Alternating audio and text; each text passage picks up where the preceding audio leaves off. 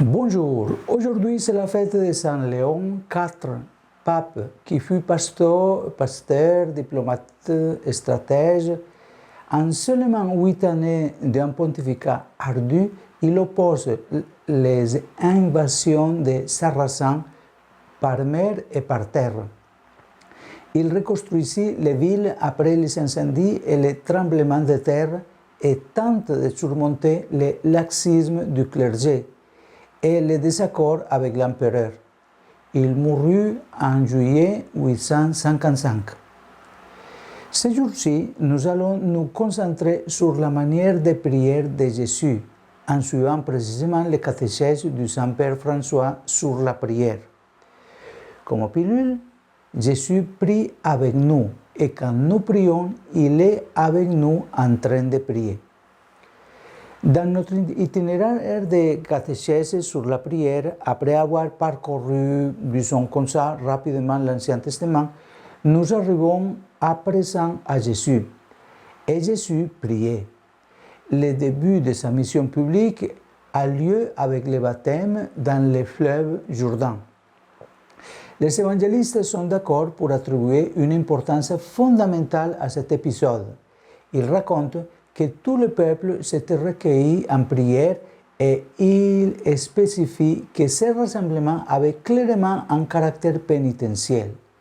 Le peuple allait auprès de Jean se faire baptiser pour le pardon des péchés. Il y a un caractère pénitentiel de conversion.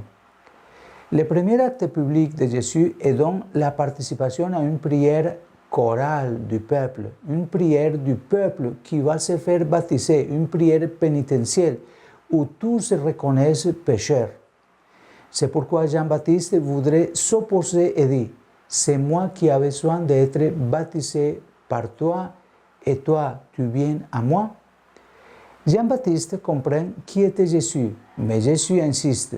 Son acte est un acte qui obéit à la volonté du Père, un acte de solidarité avec notre condition humaine. Il prie avec les pécheurs du peuple de Dieu. Mettons-nous cela en tête. Jésus est le juste. Il n'est pas pécheur.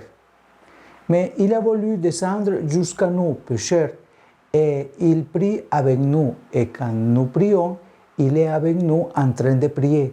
Il est avec nous parce qu'il est au ciel en train de prier pour nous. Jésus prie toujours avec son peuple. Il prie toujours avec nous, toujours. Nous ne prions jamais seuls, nous prions toujours avec Jésus.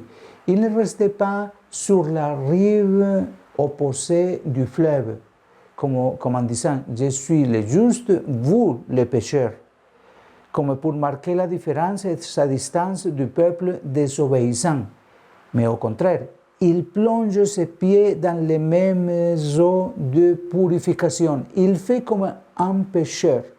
C'est la grandeur de Dieu qui envoie son Fils, qui s'est anéanti lui-même et qui est apparu comme un pécheur. Jésus n'est pas un Dieu lointain. Il ne peut pas l'être. L'incarnation l'a révélé de manière accomplie et humainement impensable.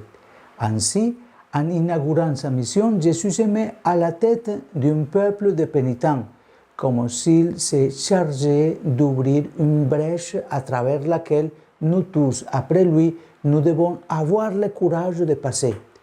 Mais la route, le chemin est difficile, mais lui avance en ouvrant les chemins.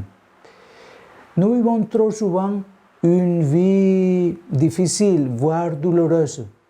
C'est en suivant l'exemple de Jésus qui prie vers le Père que l'on trouve la force d'avancer. Donc, je vous invite à imiter Jésus, à suivre Jésus.